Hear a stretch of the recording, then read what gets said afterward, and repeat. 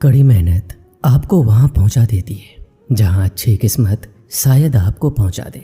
निंदा से घबराकर अपने लक्ष्य को ना छोड़ें, क्योंकि लक्ष्य मिलते ही निंदा करने वालों की राय बदल जाती है। विद्यार्थी जीवन में जीवन की छोटी छोटी आदतें हमारे जीवन में बड़ा फर्क पैदा कर देती है। अगर तुम सूरज की तरह चमकना चाहते हो तो सूरज की तरह जलना सीखो। मेहनत इतनी खामोशी से करो कि कामयाबी शोर मचा दे। जब तक तुम दौड़ने का साहस नहीं जुटाओगे तब तक तुम्हारे लिए प्रतिस्पर्धा में जीतना सदा असंभव बना रहेगा। जिस दिन एक सिग्नेचर ऑटोग्राफ में बदल जाए तब मान लीजिएगा कि आप कामयाब हो गए। हमारा भविष्य हमारे वर्तमान पर निर्भर करता है, इसलिए अपने लक्ष्य पर काम करो। आप में शुरू करने की हिम्मत है तो आप में सफल होने के लिए भी हिम्मत है। सच्चाई वह दिया है जिसे अगर पहाड़ की चोटी पर रख दो तो बेशक रोशनी कम करे पर दिखाई बहुत दूर से भी देता है। विद्यार्थी जीवन की कड़वी सच्चाई है कि आजकल परीक्षा के परिणाम में विद्यार्थी कितना भी नंबर ला दे तब भी उसका परिवार खुश नहीं होता। इसलिए नंबर के बदले सीखने पर ज़्यादा ध्यान दे। एक परीक्षा कभी कठिन या आसान नहीं होती। जिस विद्यार्थी ने अच्छी मेहनत की हो उसके लिए परीक्षा आसान होती है, और जिसने परीक्षा के लिए कोई मेहनत नहीं की उसके लिए परीक्षा बहुत कठिन होती है। परीक्षा के समय सबको डर लगता है, पर फेल वही होते हैं जो पढ़ाई नहीं करते। सफल और असफल विद्यार्थी में केवल एक ही फर्क होता है। एक सफल विद्यार्थी शिक्षा के अलावा किसी और चीज़ पर ध्यान नहीं देता, जबकि असफल विद्यार्थी शिक्षा के अलावा सब पर ध्यान देता है। अगर आप अपने रूम में सबसे होशियार विद्यार्थी हैं तो आप गलत रूम में हैं या गलत स्कूल में हैं। एक विद्यार्थी को हमेशा यह ध्यान में रखना चाहिए कि विद्यार्थी जीवन आराम का नहीं पर मेहनत से विद्या प्राप्त करने का समय है। हारने वाला विद्यार्थी जीतने वाले विद्यार्थी पर ध्यान देता है, जबकि जीतने वाला विद्यार्थी सिर्फ जीतने पर ध्यान देता है।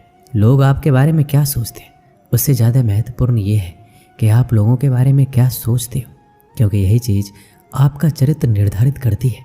एक सच्चा विद्यार्थी वही है जो खुद को साबित करने में नहीं लेकिन खुद को औरों से बेहतर करने में ध्यान देता है। अगर आपके सपने आपको नहीं डरा रहे, आपको नहीं सोने दे रहे, आपको खाने नहीं दे रहे, तो आपके सपने सही में बड़े सपने हैं। पर ऐसा कुछ भी नहीं हो रहा है तो मान लीजिए वह बड़े सपने नहीं है। अपने अंदर सीखने का जुनून विकसित कीजिए। अगर आपने ये कर दिया तो आपको आगे बढ़ने से कोई नहीं रोक पाएगा। एक मूर्ख व्यक्ति को देने के लिए श्रेष्ठ प्रतिक्रिया मौन ही है। महत्वाकांक्षा के बिना बुद्धिमानी ऐसी ही है जैसे पर के बिना एक पक्षी। अगर आप वो नहीं कर रहे हैं जो आपको पसंद है, इसका मतलब ये है कि आप अपना समय बर्बाद कर रहे हो। अपने को परिस्थितियों का गुलाम कभी ना समझो। तुम स्वयं अपने भाग्य के विधाता बनो। एक दिन में नहीं होगा, लगे रहोगे तो एक दिन जरूर होगा। उठो, मुकाबला करो और जीतो। जीतने के लिए तुम्हें ना किसी की इजाज़त की ज़रूरत है ना किसी सिफारिश की। क्या आपने ऐसा कोई निर्णय लिया है जो वर्तमान में रिस्की है पर आने वाले समय में बेहतरीन साबित होगा? अगर आपका जवाब हाँ है तो बहुत अच्छी बात है, पर अगर ना आए तो ज़रूर सोचिए और लीजिए। परफेक्ट परिस्थिति का इंतजार मत कीजिए। आज से अपने लक्ष्य को पाने के लिए पूरी ताकत झोंक दीजिए। सफलता इंतजार से नहीं, काम करने से मिलेगी। मैं रास्ते बदलता नहीं हूँ, रास्ता बनाता हूँ। सबको दो अवसर मिलते हैं, कुछ समय की तकलीफ और लंबे समय का आराम, या कुछ समय का आराम या लंबे समय की तकलीफ। पता नहीं, अधिकांश लोग दूसरा अवसर ही चुनते हैं।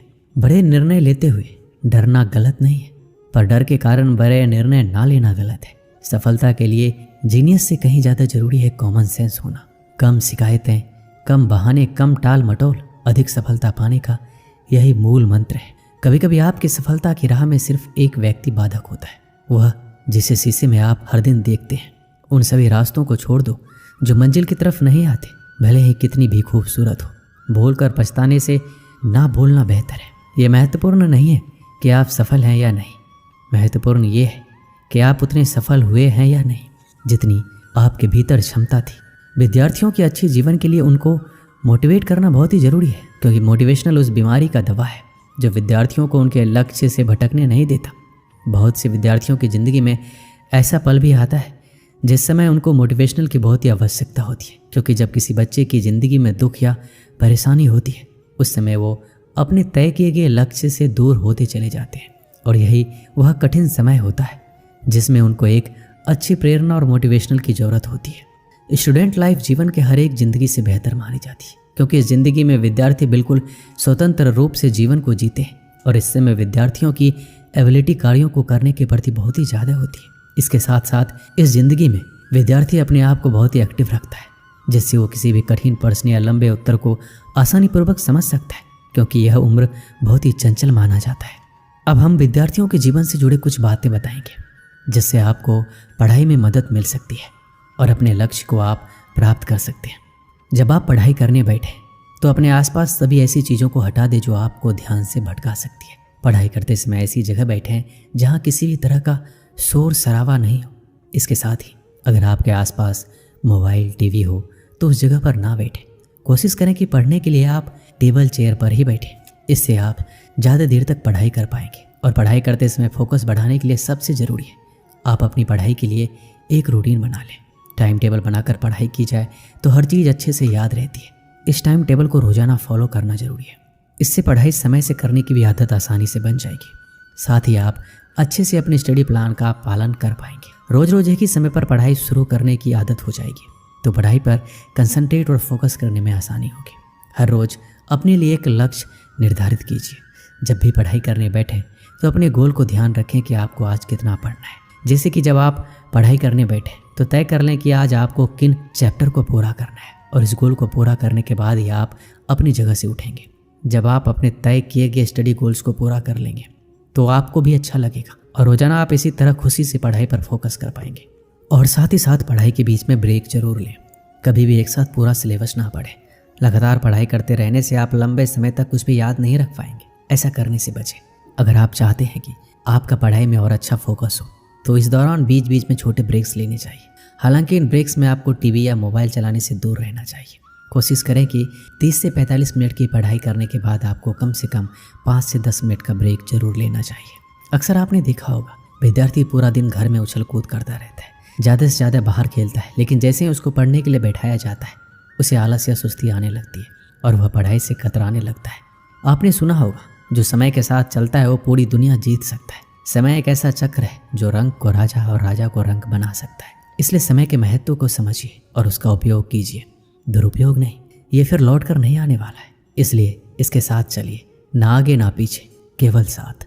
और आप अपने प्रति अनुशासित रहें, क्योंकि एक विद्यार्थी की पहचान उसका अनुशासन ही होता है। जब आप अनुशासित रहेंगे तब आपको ये ज्ञात होगा कि कौन सा कार्य करना आवश्यक है और कौन सा नहीं।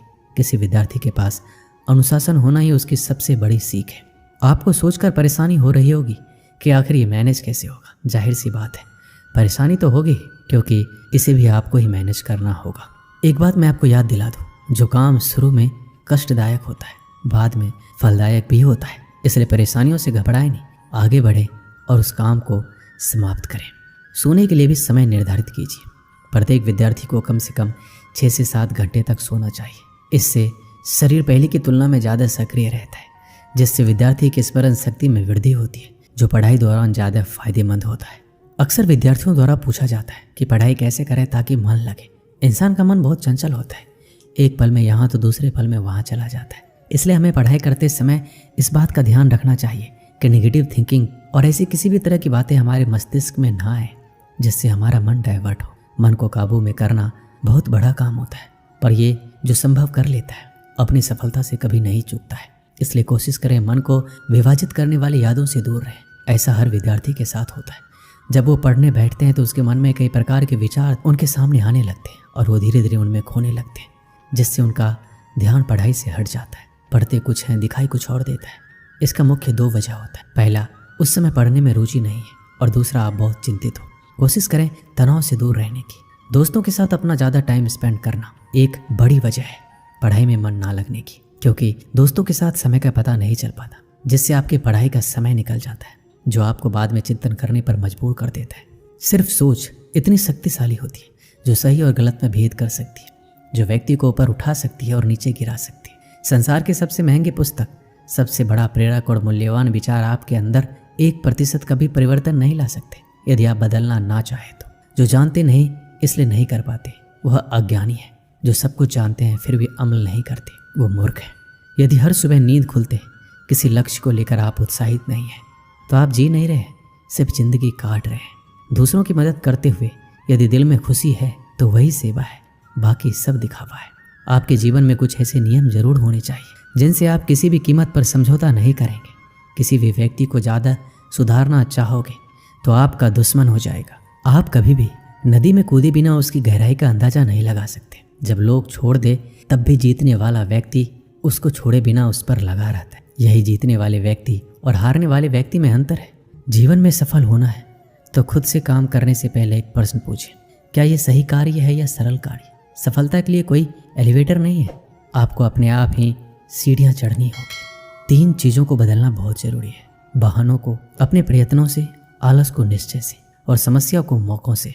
परिवर्तन और संघर्ष से सिर्फ एक कायर इंसान ही डरता है। सफल और हिम्मतवान व्यक्ति नहीं, अनुशासन ही सिद्धि और लक्ष्य को जोड़ने वाला पुल है। आपको सफलता चाहिए तो आपको उसकी कीमत के लिए भी तैयार रहना होगा। अगर आपको सफल होना है, वह आपके विद्यार्थी जीवन में हो या फिर आपके जीवन में, तो सिर्फ 2 शब्द जान लीजिए, वह है अभी जो करना है वो अभी करें। एक दिन की बात है, 2 मित्र सोहन और मोहन अपने गांव के मंदिर की सीढ़ियों पर बैठकर बातें कर रहे थे। इतने में एक तीसरा व्यक्ति जतिन उनके पास आया और उनकी बातों में शामिल हो गया। तीनों दिन भर दुनिया जहां की बातें करते रहे। कब दिन ढला, कब शाम हुई, बातों बातों में उन्हें पता ही नहीं चला। शाम को तीनों को भूख लग गई। सोहन और मोहन के पास क्रमशः 3 और 5 रोटियां थी, लेकिन जतिन के पास खाने के लिए कुछ भी नहीं था। सोहन और मोहन ने तय किया कि वो अपने पास की रोटियों को आपस में बांट कर खा लेंगे। जतिन उनकी बात सुनकर प्रसन्न हो गया, लेकिन समस्या ये खड़ी हो गई, कुल 8 रोटियों को तीनों में बराबर कैसे बांटा जाए। सोहन इस समस्या का समाधान निकालते हुए बोला, हमारे पास कुल 8 रोटियां हैं, हम इन सभी रोटियों के 3-3 टुकड़े करते हैं। हमारे पास कुल 24 टुकड़े हो जाएंगे, उनमें से 8-8 टुकड़े हम तीनों खा लेंगे। मोहन और जतिन को यह बात जच गई और तीनों ने वैसा ही किया। रोटियां खाने के बाद वो तीनों उसी मंदिर की सीढ़ियों पर सो गए, क्योंकि रात काफ़ी हो चुकी थी। रात में तीनों गहरी नींद में सोए और सीधे अगली सुबह उठे। सुबह जतिन ने सोहन और मोहन से विदा ली और बोला, मित्रों, कल तुम दोनों ने अपनी रोटियों में से तोड़कर मुझे जो टुकड़े दिए, उसकी वजह से मेरी भूख मिट पाई। इसके लिए मैं तुम दोनों का बहुत आभारी हूँ। यह आभार तो मैं कभी नहीं चुका पाऊंगा, लेकिन फिर भी उपहार स्वरूप मैं तुम दोनों को सोने की ये 8 गिन्नियाँ देना चाहता हूँ। यह कहकर उसने सोने की 8 गिन्नियाँ उन्हें दे दी और विदा लेकर चला गया। सोने की गिन्नियाँ पाकर सोहन और मोहन बहुत खुश हुए। उन्हें हाथ में लेकर सोहन मोहन से बोला, आओ मित्र, ये 8 गिन्नियाँ आधी आधी बांट लें। तुम 4 गिन्नी ले लो और मैं 4 गिन्नी ले लेता हूँ। लेकिन मोहन ने ऐसा करने से इनकार कर दिया। वो बोला, ऐसा कैसे? तुम्हारी 3 रोटियाँ थी और मेरी 5।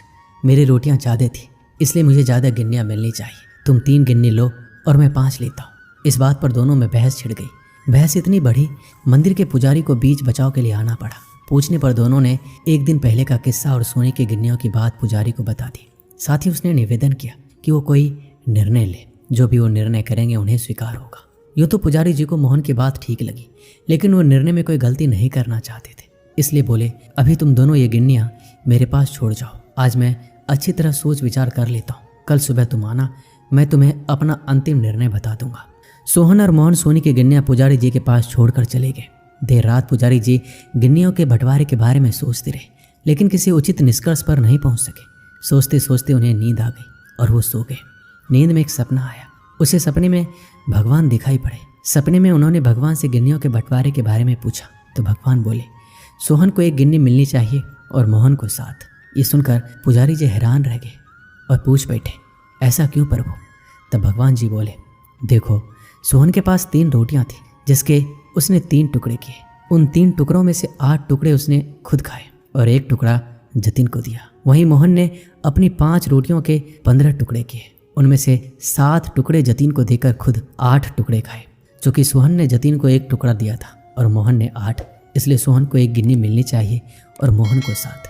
पुजारी जी भगवान के इस निर्णय पर बहुत ही प्रसन्न हुए और उन्हें कोटि कोटि धन्यवाद देते हुए बोले, प्रभु, मैं ऐसे न्याय की बात कभी सोच भी नहीं सकता। अगले दिन जब सोहन और मोहन मंदिर आकर पुजारी से मिले तो पुजारी जी ने उन्हें अपने सपने के बारे में बताते हुए अंतिम निर्णय सुनाया और सोने की गिन्नियाँ बांट। इस कहानी से हमें क्या सीख मिलती है? जीवन में हम जब भी कोई त्याग करते या काम करते तो अपेक्षा करते हैं कि भगवान इसके बदले हमें बहुत बड़ा फल दे, लेकिन जब ऐसा नहीं होता तो भगवान से शिकायत करने लग जाते हैं। हमें लगता है कि इतना कुछ त्याग करने के बाद हमें जो प्राप्त बहुत ही कम है। भगवान ने हमारे साथ अन्याय किया, लेकिन वास्तव में भगवान का न्याय हमारी सोच से परे वो हमारे प्राप्त होने की समस्त जीवन का आकलन कर। इसलिए जो भी हमें मिला उसमें संतुष्ट होना चाहिए और भगवान से